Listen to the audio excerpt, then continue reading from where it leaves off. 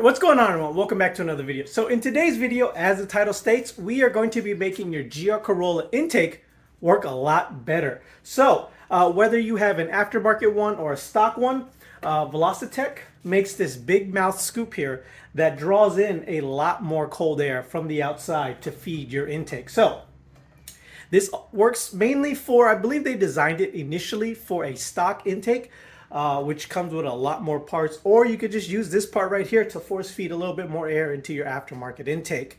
So the way it works is, you know what, let me go ahead and turn this camera around and I'll show you how it works. Okay, hopefully you guys can see everything okay. So basically how the stock intake would work is that you have this scoop right here that draws in air from this first little slot right here.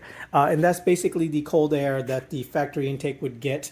But if you guys are well aware that the factory intake also has that flap at the bottom that tends to suck in hot air from right here, right after the radiator.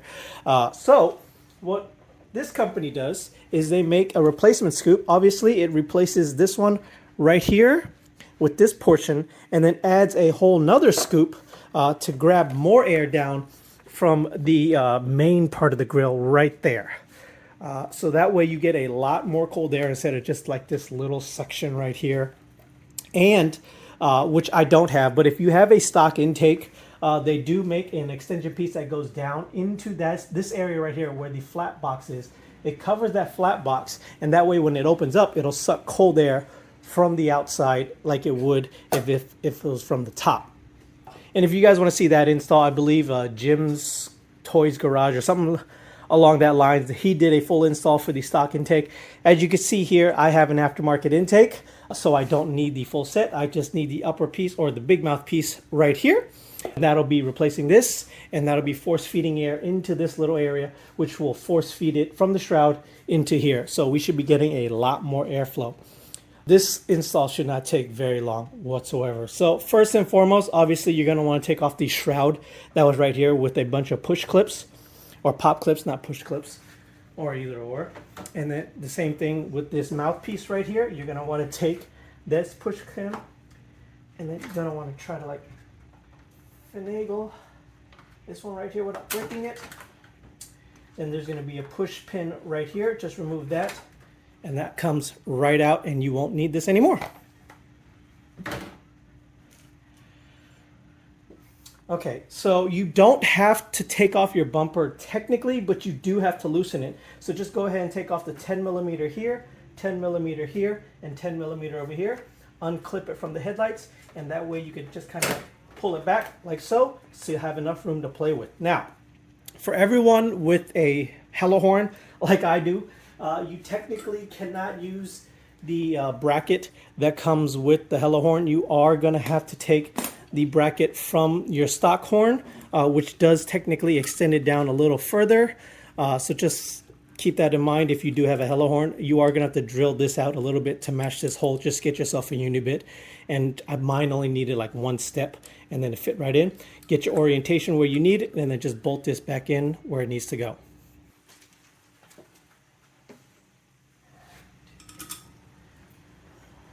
Let's go ahead and plug everything back in first, shall we?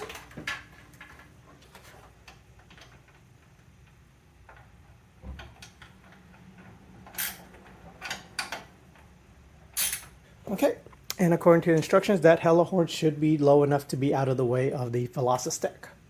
Okay, next up, let's try to fit this stack in here. So just go ahead and pull back your bumper a little bit. Just try to squeeze this in there like so. Get it past the horn. And yeah, a little bit rough with the fitting, but everything does seem to line up just like that. Really, really simple. So next up, you're going to want to take the supplied Allen head. So this is a 5 millimeter Allen port, and this is a 10 millimeter nut.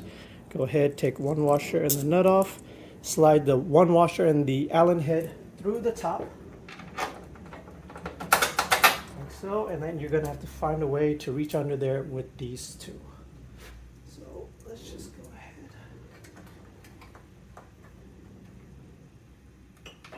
Honestly, this is probably going to be the hardest part of the install.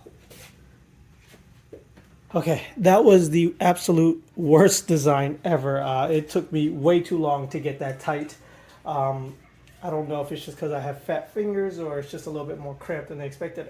This whole thing is 3D printed, by the way. So I don't understand why they just couldn't 3D print that same clip that just technically just clips right in. But anyways, I got that on. Supposed to reuse the factory push pin just to hold this one in, and there you go. Go ahead and line the bumper back up. Make sure your horns are plugged in if you unplug your horns. Let's see here. Try to line up the bumper. Push this clip in.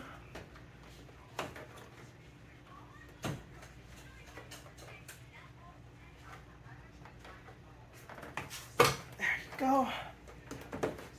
Pop, pop, pop, and there you have it. That part is all done. Like I said, this part is for the factory hose, which you don't need if you're just doing that, because I just needed the extra air to be flowed into my MST shroud, which is, if I can get that camera right here, it'll force all the air into this area and then right into the intake. So yeah, let me just go ahead, make sure all my horns are plugged back in and I get this thing back on. Okay, and here's everything buttoned up again. Such a shame you can't see it from this side, but when you come down from this side, you can see the big mouth right here in the bigger grill. Still sucks air in from right here as well. So you just now have this extra piece right here. So as you can tell, mine is blue, but they don't all come blue. They have an array of colors that you could choose from. So you saw how my body was black and my rim piece right here is blue. You can get those in different colors. You could get both of them blue, the body blue, or rim black, body blue, or red, yellow, pink, purple. There's an array of colors. I'll put it right here. So you just mix and match, choose which one you want, or if you just want it all stealth, you can do all black. But yeah, they also have an LED option, which is kind of cool, but I didn't want to spend the extra money for that. There was really no point in that. This one right here was around $160. You can order these from Grocery Getter Performance, which is where I order from, or direct through Velossa. This is something I wasn't aware of and that GGP did not warn me about, but I did end up finding out through somebody else that these are made to order. They're 3D printed.